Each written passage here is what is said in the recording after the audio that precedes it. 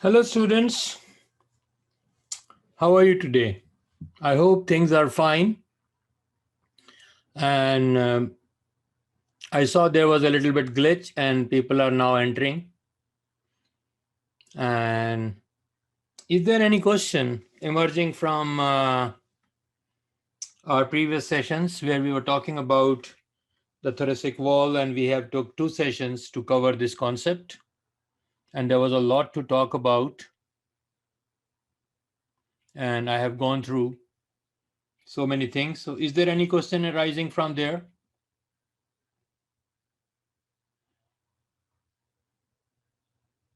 Okay, so nobody is writing. Okay, so I'm sure you have understood the concept of diaphragm, and then Paul has re-emphasized the different sources of its development and how the phrenic nerve comes and play despite the nerve supplies coming from the cervical region, but how it has been communicating, and all those concepts are important. So today, with that note, we are going forward. And what we are learning today, we'll be talking about lungs and pleura, and these are one of the very pivotal part of our learning during this CVP block. So let's start with the things. So keep going. So now when you look into any human body, you can see, but you don't see these lines. Can you see these lines? Never. But these lines, they are for our understanding. And these lines, basically, they are giving me the outlines of my lungs and the pleura. And then you can see the trachea, its central position. And then this red dotted thing is the diaphragm. And these are in two phases. At level A is when we are exhaling air, and point B is when we are inhaling air. So I'm sure everybody knows what is inhaling and what is exhaling. So somebody is asking, what is the origin of the word crura? Origin of the word crura is derived is a plural of crus. So the crus, two crus becomes crura. Okay, you can look in that. That's not a rocket science. So these lines are important, and we can be talking about, and you can see that there are different 1, 2, 3, 4, 5 numbers has been given. Basically, we are looking into different dimension, and that we'll be talking in detail. So this is when we look at someone from the front. This is how it looks like, and then if we go inside, so there you can see this blue thing, that's my pleura, and then inside this brownish thing, these are my lungs. So look at it. The pleura is bigger than the lung.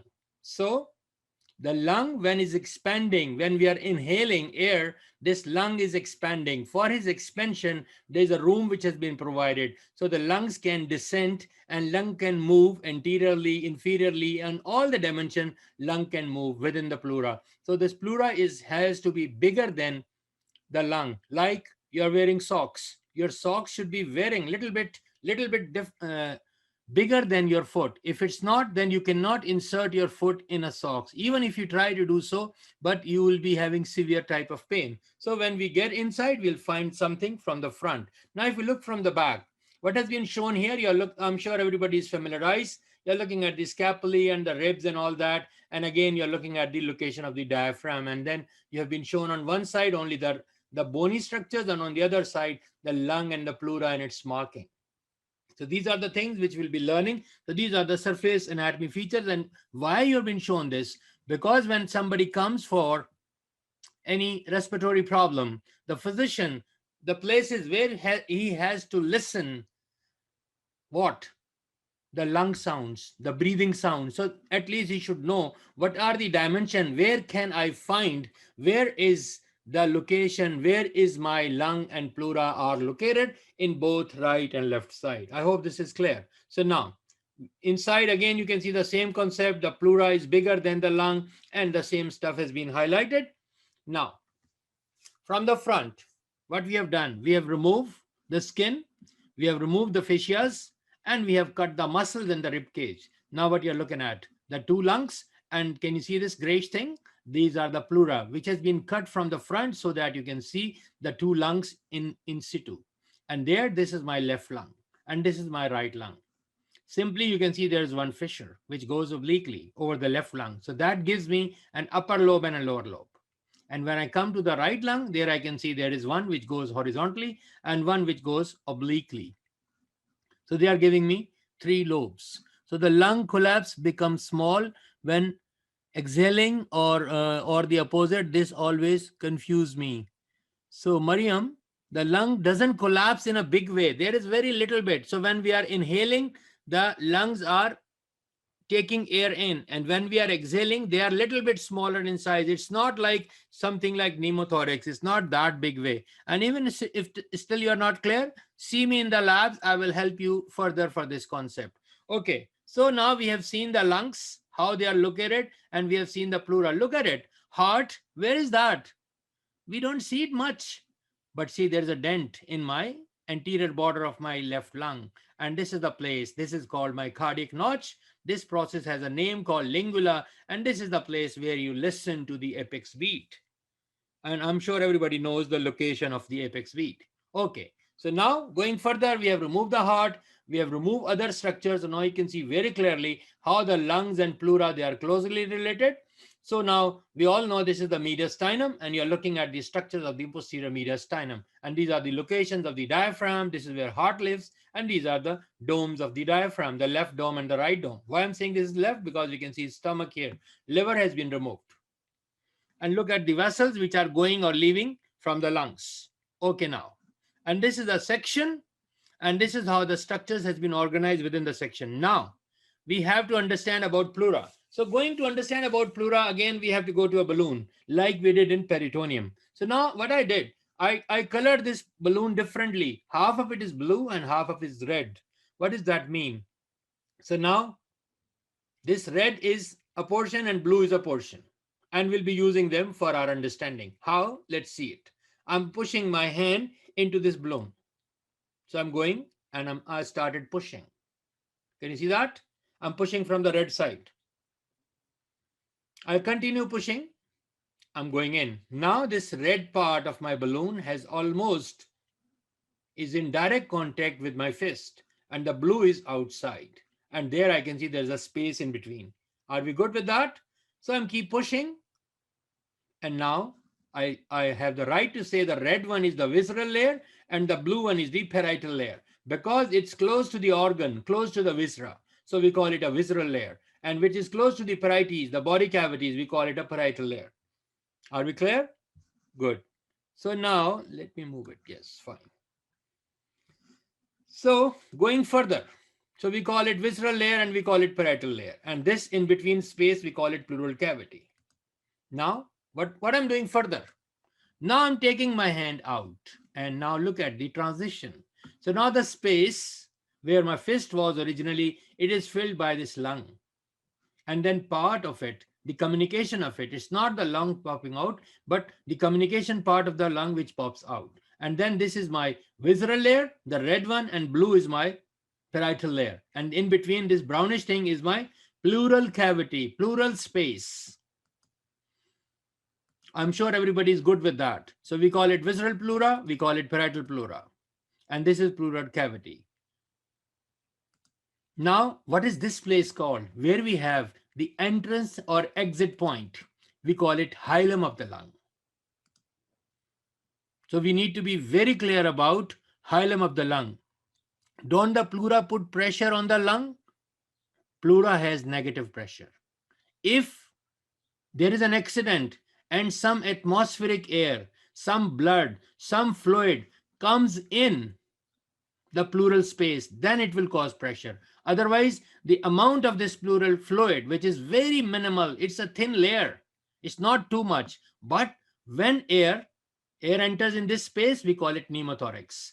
Air doesn't go in the lung, air go in the pleural cavity. If fluid comes here, if it's a blood, we call it hemothorax. If it's simple fluid, no matter exudate or transudate, we call it what? Effusion. Then we use the term chylothorax. So all this is happening, this chylothorax within this space. If there is a pus, then this is how it is. So there are a few differences in structure of the right and left lung, but each has the same. Momo will be coming to that point. Just relax for that. Don't worry. I'll be explaining those things.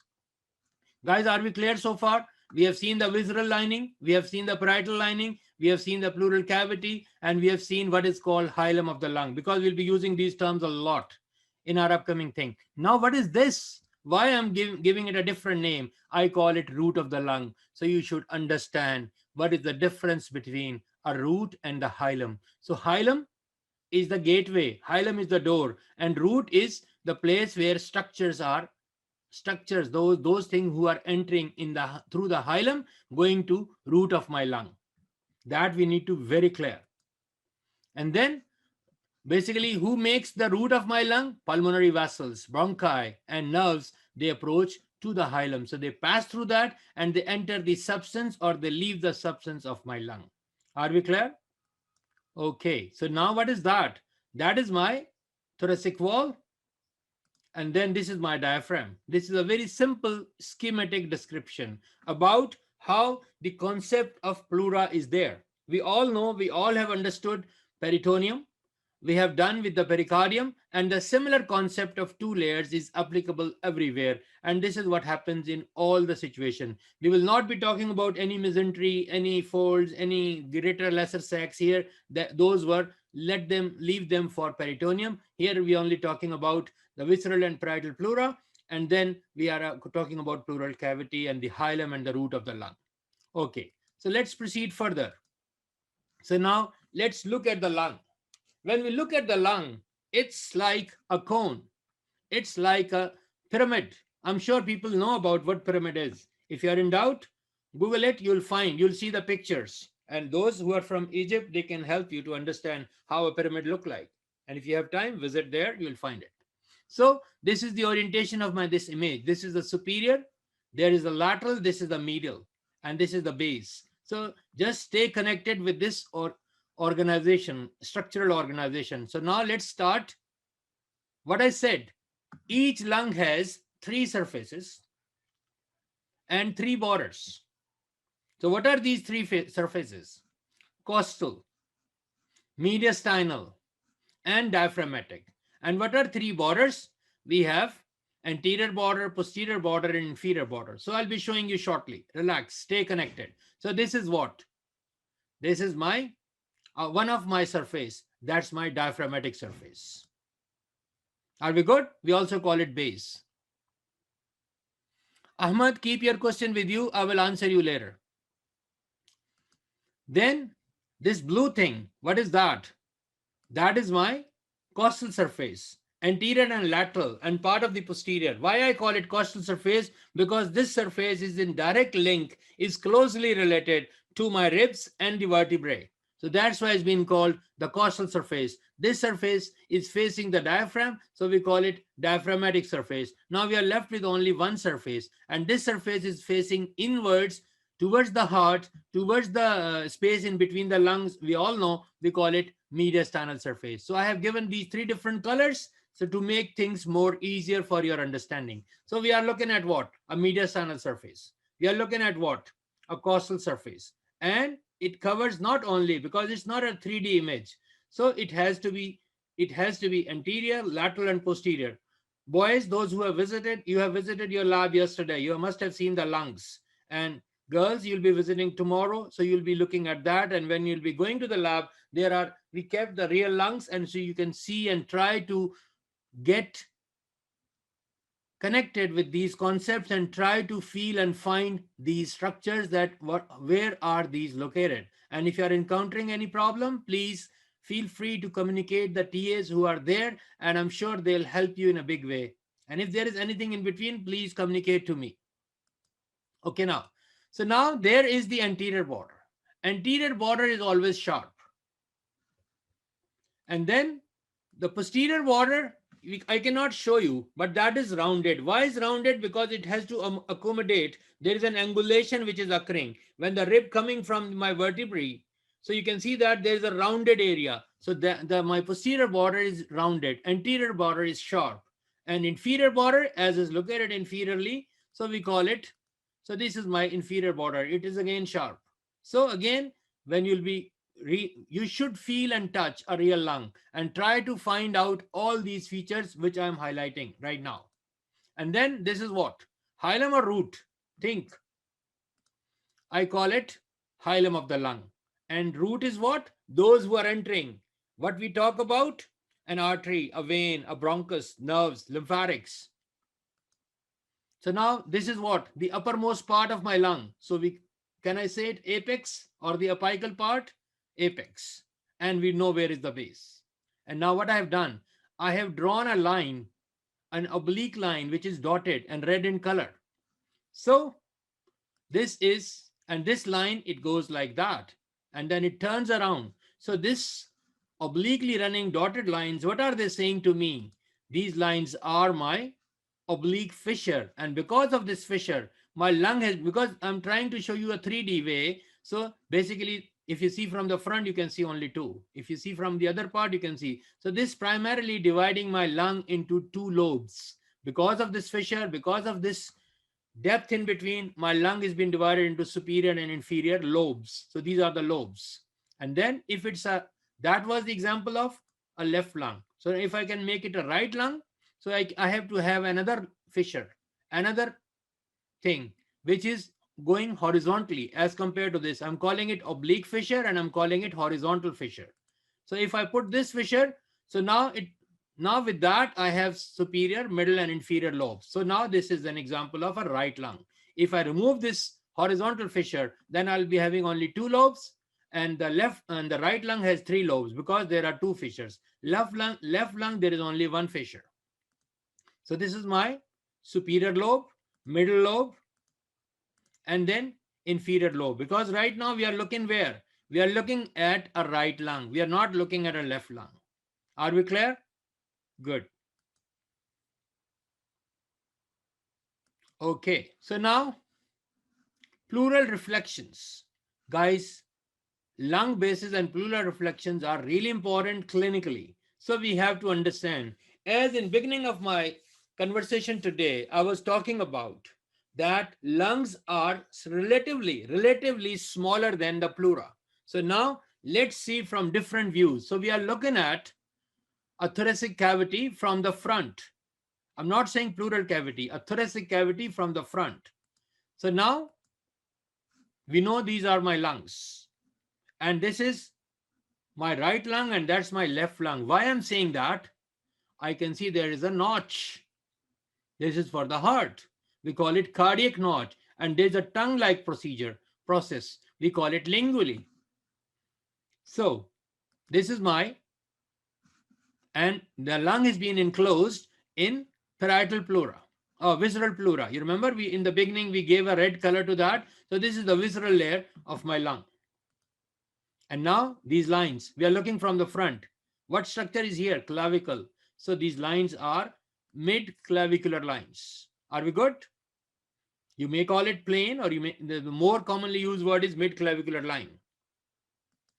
And then this is my sixth intercostal space. How I determine this?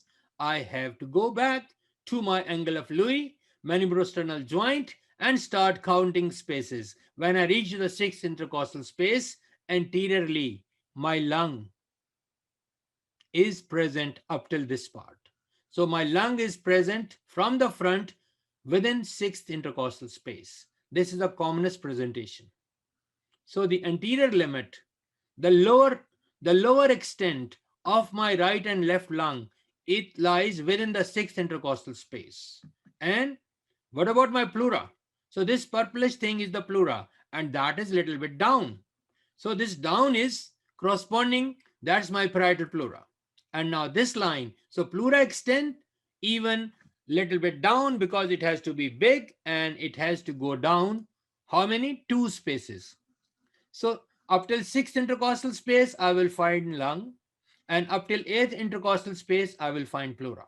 So if somebody asks me, you have to approach what is the lower limit of the lung from the front, then I will not say anything. I will ask that person which reference line you are asking, because it changed. You'll be seeing it shortly. It will change. So across my mid clavicular line, the lower limit of my lung, both right and left, it lies within the sixth intercostal space, and the pleura lies till my eighth intercostal space. This point has to be very clear in your minds. Amru, you're asking what about the visceral pleura? It ends the lung. What do you mean by this question? I don't understand what you're asking. Visceral pleura always two spaces below. visceral pleura, it adheres with the surface of the lung. So visceral pleura will stay with the lung. So my lung and the visceral pleura, they will stay till 6 intercostal space. And my parietal pleura, because lung has to expand between my parietal and visceral layer within this pleural cavity. So it is 2 spaces below. My visceral pleura adheres with the surface of the lung. So there is no separate demarcation for that. Do we have to know the related levels of vertebrae along with I think this is much easier, because if you go in that, because it changes, I'm showing you from the front, and just stay with me. My 2 next slides, you will be seeing the different. So lungs start from the second intercostal space until no, I didn't said that. I said when we are counting intercostal space, we start counting at the angle of Louis. Lung goes all the way up. Even my first intercostal space, the apex part, it a little bit pops out. If you see my initial slides, that will show you the lung is even higher up. And then this is the key of this whole present slide, mid-clavicular line. Within the mid-clavicular line, lung base, we are not talking apex, lung base reaches to the 6th intercostal space, along with visceral pleura. And the parietal pleura up till 8th intercostal space. So I have a space of 2. 2 intercostal spaces is the space where lung can go up and down. So this is from the front. And so costodiaphragmatic recess, I will explain to you when I'll be going on an X-ray, how this is happening. So now we can see that. This is from the front view. And for who was saying, Shaza, look at it. This is my which rib? First rib. And even the lung is going above. So that's above my even first intercostal space. It's slightly visible above. So we are talking only at this level. So this corresponds to 6th intercostal space, and this line corresponds to 8th intercostal space. We are talking with reference to only to the mid-clavicular line. If you see it, lung is not a horizontally straight structure. It is going obliquely. So this measurement is variable. It's going up and down. But the reference point has to be kept in your mind very clearly. If I target mid-clavicular line, that's my 6th intercostal space. But if I talk about this angular part, it is different. And my pleura across the mid-clavicular line, it is in the 8th intercostal space. So you have to be very precise, very clear. I told you in the beginning of our block that these lines and levels are really, really important, and they make a big difference in understanding. Okay, now, so you have seen from the front, what is the extent of the lung and the visceral pleura, and the extent of my parietal pleura. What reference point? Mid-clavicular line. I'm not talking lateral to it. I'm not talking medial to it. Let's go further. Now we are looking from the side.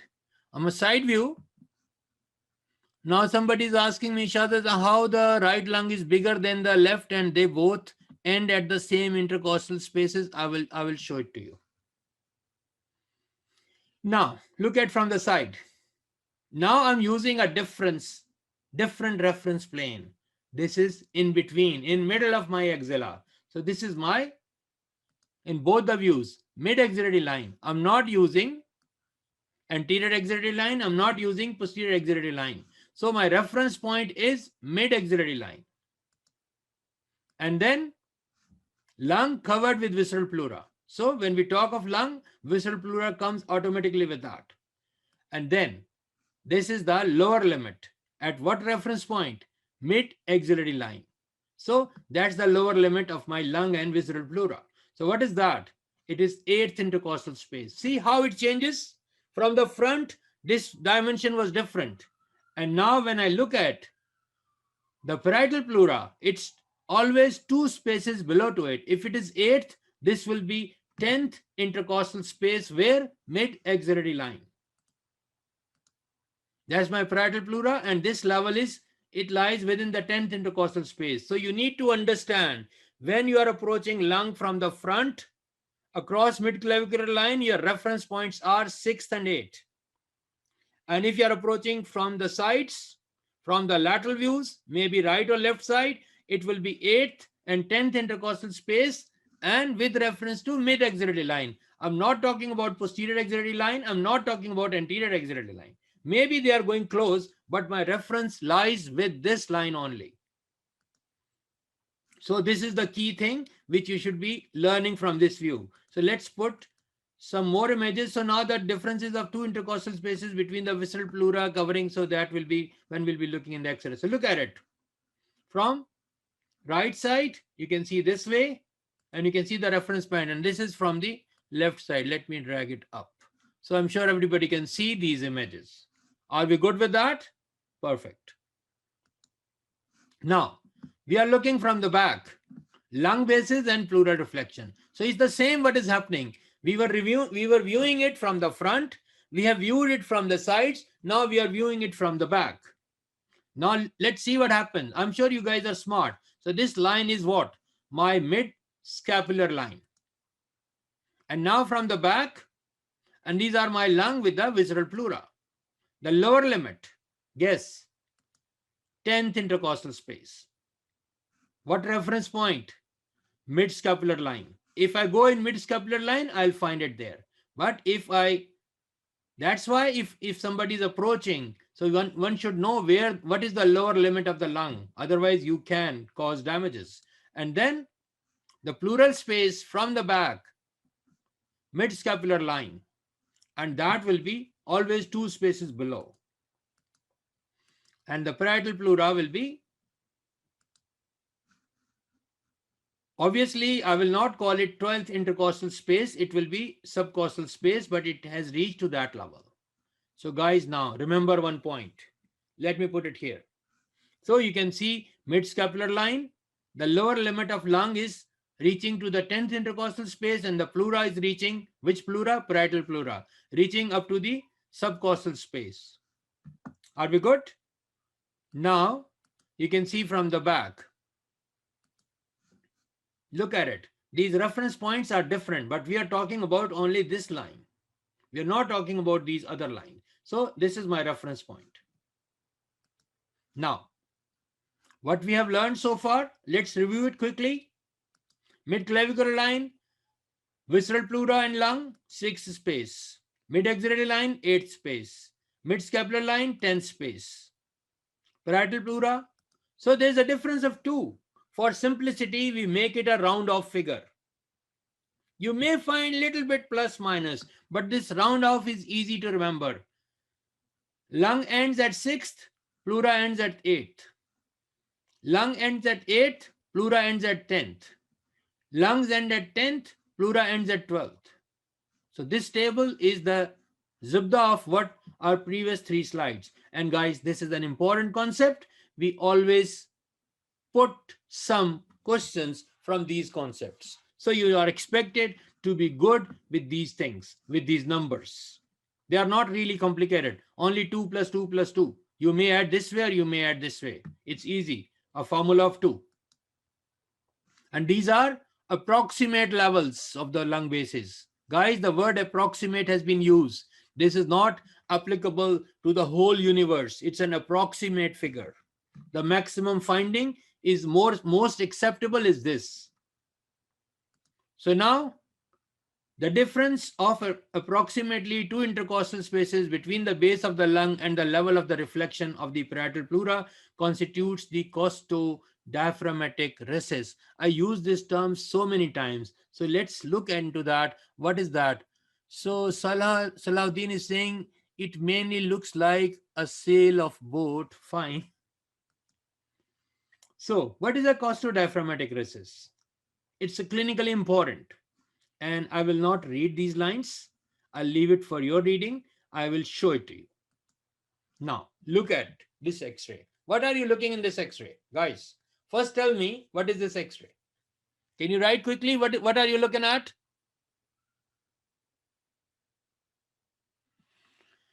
So, people are writing so many things, and the right answer is chest X-ray. We are not bothered cardiomegaly or not. Yes, you're right. It's cardiomegaly. But simply, this is the first thing is an X-ray chest.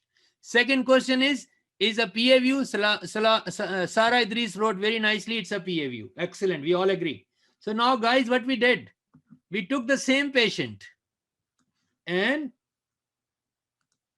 we took, this is the same person, same time. What happened to this X-ray now? What is the difference between A and B? Can you tell me? What is happening now? Same person, same X-ray. There's no trick. Khalid, excellent. AP view. You guys are smart, mashallah.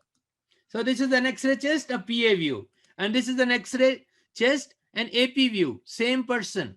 So look at it. How story twist.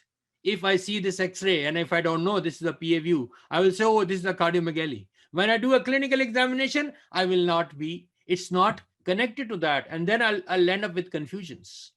So look at it, how much detailed infos I'm getting from this PA view for the airfields and how much little infos I can achieve from this AP view. That's why the preferred X-ray chest should be an X-ray chest PA view plus lateral view. If you don't find two views, you cannot be conclusive. And remember, X-rays are for your health. The main thing in bringing any diagnosis is clinical examination. Clinical examination is the key factor plus investigations. So these two things should go side by side. Don't only try to treat an X-ray. Okay, guys, you're smart, mashallah. Let's proceed. So you're looking at a normal X-ray chest. There was no big findings. Heart is a little bit okay, but that's not the concern of this slide of showing to you at this level. Now, how can we tell you, how can we tell? So Aya is asking, how can we tell it's a PA or a AP or a lateral view? Aya, you need to have a practice. So now guys, look at a standardized X-ray chest. This is the PA view. So let's try to figure out. Now we are learning what are the features, how we understand an X-ray chest. So guys, we all know this is the trick here. Before, if I don't outline it, we cannot see it what is inside. But you can see now. Now, if you practice, you understand. You can see this black areas here. That tells me this is an air. So this is my trachea. Somebody says diaphragm looks abnormal, lean. Why looks abnormal? These are the gas bubbles, gas shadows. Don't worry for that. So this is my trachea, and these are my bronchi, the principal bronchi. Obviously, they are right and left. Are we clear? Now, this place where it bifurcates, at what level? T4, important. We call it Karina. It's not Kareena Kapoor. Now, what are these? What are these? You have learned something with the lung. Think. These are my pulmonary vascular markings. Why I'm getting that? Because blood gives whitish color, grayish white color on an X-ray image. Air becomes black. I'm talking X-ray. I'm not talking CTMR. Their orientation is different. So because of those vessels, this color we are getting it here on both the sides. This is how we read an X-ray. And now we talk about these borders before. Now I'm saying it again. Please be very careful. What are you looking at? Who's making my right border of the heart and who's making my left border of the heart? So you're looking at, this is the diaphragm on both the sides. And then what is that? Everybody knows, should know, these are the rib cage. And then guys, what are these angles? Yes. Guess. I need answer for these red dotted recess. Lean. Excellent. Costodiaphragmatic recess. Excellent. So guys, these are those costodiaphragmatic recesses. When I look from the front, my lower level of my parietal pleura should reach to the 8th intercostal space. So my costodiaphragmatic recess anteriorly is where? Up to the 8th intercostal space. From the side, 10th intercostal space. From the back, subcostal space or the 12th intercostal space. That's not the right word to be used. So these are, now what is their significance? If there is any fluid, no matter blood, never air, any fluid, it will be coming to this angle, and this angle will not appear acute to me. This angle will appear obtuse to me. I'm sure everybody understands what is the meaning of acute and obtuse. So this angle will be obliterated, and that's the sign when I'll find a patient and when I'll correlate the clinical history examination with this investigation. Oh, there is an effusion. If it's a small amount, I'll use the word effusion. To confirm it, I'll put a needle, I'll tap it out, and I'll send it for lab investigation, and then I'll figure it out what type of effusion it could be exudate, it could be transudate, it could be blood, it could be chyle. So this is happening where? Within my pleural space. It's not happening in the lung. And I'm sure everybody knows lung finishes at what level and pleura goes up till what level. So these are my costodiaphragmatic recesses. I'm sure everybody understands this concept now. If not, you need to spend time on this. And then these are the other names, labels, we talk about them. So I'm not bothered for them at the moment. You can reconnect yourself. Are we clear? Okay, guys. So now, what happened? Okay, guys. So there you go. Now what I'm showing you, I have removed the lung, I have removed the visceral pleura, but parietal pleura is there. We gave it a colors. You remember? We call it costal part of my pleura, costal pleura. We call it mediastinal pleura. We call it diaphragmatic pleura and apical pleura, cervical part. We also call it cupula. So many names for that. And I'm emphasizing from my previous 2 lectures about that. Who is this hooking around? Guess. Vagus. And then who's here? Is the right side, guys. Recurrent laryngeal. Excellent. You're looking at the pharyngeal, esophageal plexus. Phrenic, you cannot see here because lung has to be here and phrenic should be in front of the hilum of the lung. Vagus should be behind the hilum of the lung. These are the key points. So I'm sure everybody understands, like, look, this big green, big thing, this whole green thing is what? I'm sorry. This whole green thing is my costal pleura. And this blue thing is my diaphragmatic part of my pleura. This is my apical pleura. And this is my mediastinal pleura. What is my recommendation to all of you? You should be good with this different colors.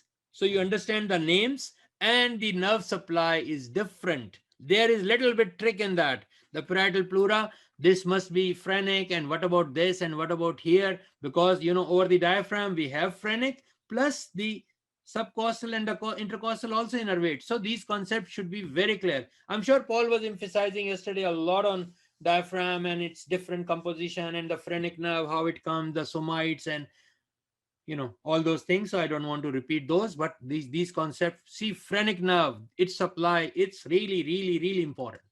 So now, coming back, let's reveal further. Let's talk further about costodiaphragmatic recesses. So quickly, we know these sections, we know these muscles. I'm not putting time on them. We know there is a diaphragm. And then this is my liver. This is the right side. Most of my work is on the right side in my slides. And then there is the peritoneum. We are not concerned with you. And there is my lung. And there's a space. So this is the lung. You're looking from a side view. Right lung, and look at it, visceral pleura. And where is my parietal pleura? This turquoise color thing is my parietal pleura, and this is my visceral pleura. Now, guys, this space, we call it costo. Yes, this angle, this white arrow, white which becomes black. That's my costodiaphragmatic recess. Are we clear about that? We need to be very clear about this. This is the key factor. And it's clinical fact, you should read these lines. Now, guys, the terms used, thoracosynthesis or pleural tap. We need to be very clear about that. Guys, the word thoracosynthesis means putting a needle. Remember, putting a needle in the pleural space. For the air, usually tension pneumothorax, we go from the mid-clavicular line for emergency relief. Second, third intercostal space. Air goes out. Patient is comfortable. Then we put a tube. For tube insertion, there's a different place. Pleural tap, another used term, usually is being done for drainage of pleural effusion. Because for pleural effusion, usually put needle. We don't put the tubes mostly. So we go from the back. And that, I'm sure when you'll go to the lab, there is one station who's talking about that. You're going from the back, and I'm sure now you all know what space is. The lower limit of the lung is 10th, and the lower limit of the pleura is 12th. So you should be going across mid-scapular line. So pleural tap or thoracosynthesis is usually, when we do it, we use this term at that level. When we insert the chest tube, we always use the term from mid-axillary line, fifth or sixth intercostal space according to your preference, and we go across what line? Mid-axillary line. These terms needs to be clear. Now, guys, we are looking at what? Somebody is putting his hands. He's retracting the lung, putting his hand at the mediastinal part of it, and look at it. He's putting his hand, he's dissected the pleura and he's going in. This is something anteriorly. So his fingers are going into another space and we call it costomediastinal recess. So this is another recess, and this hand is going into costodiaphragmatic recess. That we need to understand. So what is that? So to understand this costomediastinal recess, we need to take a piece of paper. Okay, this is a piece of paper. This is medial and this is lateral. Means this is towards you and this is away from you. You can do that. And now we are exploring costomediastinal recess. So now we all good with the, I'm sure you might have, if you have a piece of paper, just do that. And then fold it like that and color it. We all know what I am saying. When I put a red color and a blue color, what do I mean by those? So this is my costal and this is my mediastinal pleura. Basically, I'm differentiating these. I'm not talking here about parietal and visceral layer. So now they are continuous with each other. We know it. And now there is a lung. So this is across the anterior border of the lung. So there's a space.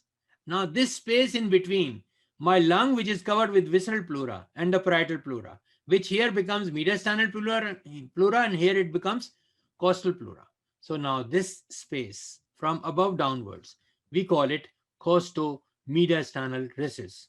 I have written down is a longitudinally oriented space between the anterior border of lung, where the costal pleura turns posterior-medially to become opposed against the mediastinum as the mediastinal pleura. The two aspects, so this is how it goes. Now on an X-ray chest, we will not able to find it.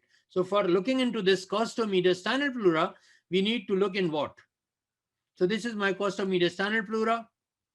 This is the dotted line represents its presence.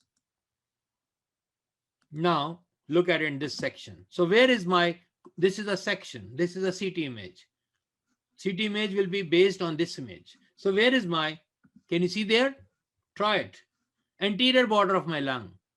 Okay. And what we were talking, the costal pleura becoming mediastinal pleura. You remember your piece of paper? It was something like that. This was towards you, this was away from you. So the place where you're ending. So this is the location. So let's label it. So this is the location of my costomediastinal recess. I'm sure everybody is clear about it now. If you're not, please take this piece of paper, try to visualize it, and I'm sure it's not a difficult task. Now, let's see in a real section. Look at it. It's been highlighted here. And you can see that. Where is that located? Costomediastinal recess. I'm sure everybody is clear about it now. Now, let's come to the lungs. We talk about, there is no major difference between right and left lung. So we can see very easily, we can say very easily, there is only one fissure. So this is my left lung. There is another evidence. There is a notch. There is a lingula, and it is on the left side. That's the biggest evidence. The right lung, I have an horizontal fissure and I have an oblique fissure. So I'm getting 1, 2, and 3 lobes. Momo, I'm not talking about 10 things. 10 things are coming. Remember, just wait for that. So 1, 2, and 3 lobes, and 1 and 2 lobes. So now let's put the things. What border should it be? Think. This is the anterior border. It has to be sharp. You just confirm it when you'll go to the real lungs. This is the posterior border. It has to be rounded. This is the inferior border. It has to be sharp. Apex. We all know these are the oblique fissures. This is the horizontal fissure. And now as a result of that, I have 3 lobes on the right side and I have 2 lobes on the left side. Are we clear? Perfect. And this is my cardiac notch, and that's the lingula. Why we call it lingula in Latin? The word lingula is used for tongue. So it's like a tongue. I don't know whose tongue is this. Now, let's look at lung from a side view. What line is that? Think. Mid axillary line. Excellent. You guys are smart. And this fissure. Now, guys, this is a very important slide. It explains a lot. Please stay connected with this slide. It will help you. And look at it. oblique fissure. Both the lungs, same major fissure, and I have superior lobe. But orientation is different in right and left lung. Inferior lobe. And the right lung has one additional fissure, so I have a middle one. Are we good? So what vertebral level, what level does my oblique fissure begins? That's the key point in this slide. T4 posteriorly. So it starts its journey from T4. And where it go inferiorly? Sixth costochondral junction anteriorly. Costochondral means the junction between costa. What is costa? Rib and vertebrae, and costal cartilage. So its journey, it begins from T4 and it ends at sixth costochondral junction anteriorly. Guys, these are very, I gave them a red color. They are keywords. Don't ignore them. And then the level of my horizontal fissure, fourth costal cartilage anteriorly. Guys, these levels are important. Please, I'm requesting all of you, you have to be very smart with the lines and the levels and what has been emphasized a lot. So you should be knowing from where the oblique fissure begins, both right and left lung, and where it ends. You have seen that it's the same in both right and left side. Please stay connected with this concept. And then about the minor one. Now, let's start talking about a mediastinal surface. You remember in GI, we were asking you the structure related on the visceral surface of a liver. Now here we'll be asking you the structure related on the mediastinal surface of the lung. There are two tasks sitting in your lab and you'll be visiting lab. Boys have done it. Girls are about to go there. So guys, please spend time on this concept. So you're looking at, which lung is this? Let me pull this one a little bit on side if I can. Yes, I did. So you are looking at a left lung. So let's start putting things. We all know apex. I don't want to repeat the words. Anterior border is a left lung. So what it should be? Think. Write quickly. What this arrow should be? Cardiac notch. Excellent. Guys, you are smart. You are pro. And this is the posterior border. Excellent. And now these are the inferior borders. And what is this? Hilum or root? Write quickly. Hilum. Excellent. You guys are ready.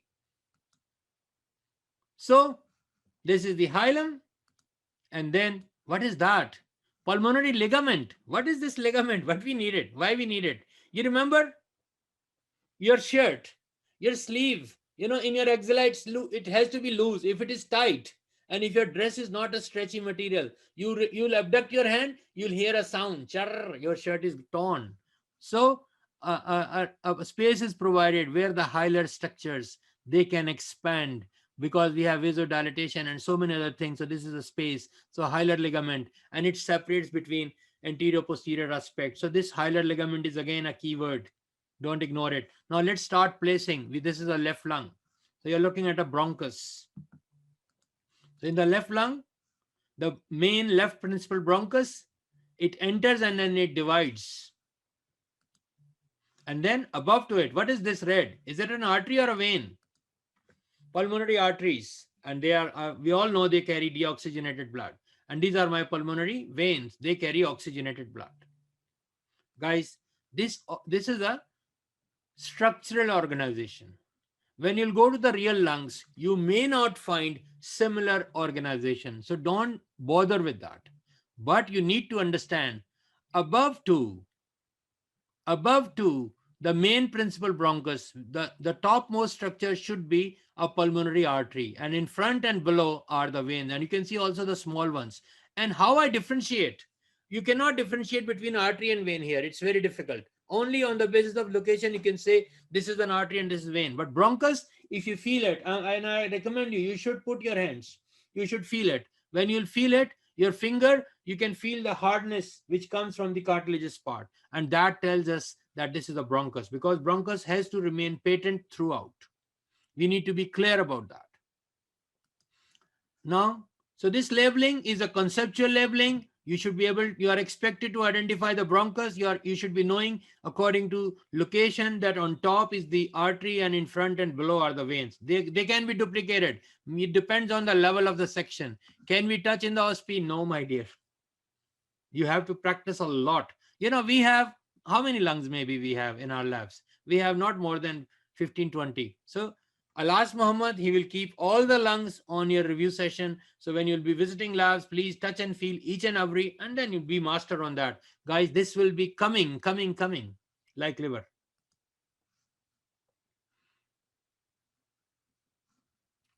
Miral, I will answer you later. Right, not right now. So guys, you're looking at the main pulmonary and then the lymphatics. Colors are saying to me, who are they? Someone is guys, these bronchial vessels are different from pulmonary vessels. Bronchial vessels are bringing blood for my lung, for the survival of the lung. And the pulmonary arteries and pulmonary veins are bringing and taking away for aeration. So you have to differentiate. If somebody asks you which arteries supply the lung, don't say pulmonary arteries, because pulmonary artery job is to bringing deoxygenated and taking away oxygenated. But these bronchial ones are the arteries who are supplying the different lobes and the segments of my lung. Are we clear? And these are the nerves, and these green one are the lymphatics. Are we clear about these structures? So now what is that? Bronchopulmonary, hilar nodes or lymph nodes. We have abundance of lymph nodes are there. And then we know about this fissure. We should know where it begins and where it ends. I emphasize on that a lot. And then now I'm putting up certain, some color changes are occurring now. This is for heart, cardiac compression, and this big one, guys, never misunderstand. Left lung, the hilum is arched by aorta. Arch of aorta always go over. And there you can see posteriorly thoracic aorta. And in front, this is my esophagus. Remember these, and you need to practice these points. So there's a group for thoracic aorta, and I'm sure when you'll visit your lab, you'll find these things. This is not just theoretical. And then this is the arch of aorta, and that's the esophagus. You need to confirm cardiac impression. You need to confirm impression due to the, but how you'll do that? If I don't know this is the right or left lung, my whole calculation will be wrong. So learn how to differentiate, and your peer tutor will be helping you. And if not, please ask for further help. We'll be there for you. Now, this is a real one. Previously, we were talking theoretically. Now try to apply all those infos. So that was an area we said. So it's difficult for me because I'm new to it. So I need to have this. Look at it. Match it. This for arch. This is for descending thoracic aorta. And this area is for esophagus. You can see the pulmonary ligament, which has been shown. You can see all these structures. So what we are talking about, and now you can say very clearly without even looking at it. You can say this is the pulmonary artery and these are the pulmonary veins, and this is the left main bronchus. It's not a rocket science, only it needs practice. You can see that anterior border is sharp, inferior border is sharp, posterior border is rounded, apex is conical, and this is the mediastinal surface of a real lung, and this is the diaphragmatic surface. It's not a rocket science, it only requires practice. And you are expected to be 100% on the impertinent, on the mediastinal surface of the lungs. So guys, now we are looking at the right lung, and then the apex, the base, the anterior border, posterior border, same hilum. And then now the difference is here.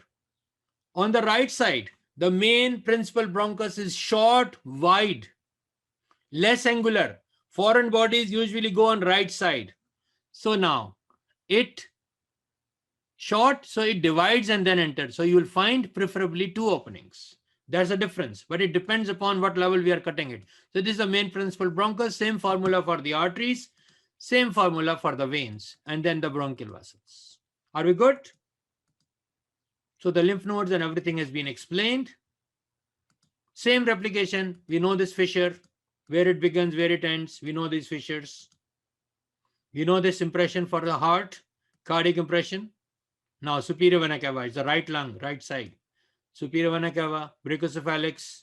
This is my azygos, who loops over, who arches over and drains into my superior vena cava, the hilum of my right lung. We need to be good with that. Group for the azygos vein. Now this is for azygos vein, very tiny, and this big space which was covered on the left side by the descending thoracic aorta here is covered by the esophagus. Are we good? So let's look into the reality, guys. I know the time is over. I'm just taking 1 second extra. So just try to mix and match everything which is here use this image, and everything what I was explaining has to be very clear. And I will stop here. I will not talk. I don't want to vomit out things. We will continue in my upcoming session. There is only a little bit part left. We have covered the major component, but I have covered with you the lungs, their mediastinal surfaces, their relation, pleura, where it goes in different planes. Don't forget these lines, anterior, middle, and posterior. For your question, quickly ask me. Quickly ask me if there are any questions. Or you can send me an email, I can answer you. Or see me in the lab, I'll be there to help you out. So Atas, what are you asking? Is the groove and impression of... yes, Atas, groove and impression are the same thing. There's no major difference. Okay, guys, bye-bye. Stay safe, stay home, stay connected. Bye-bye.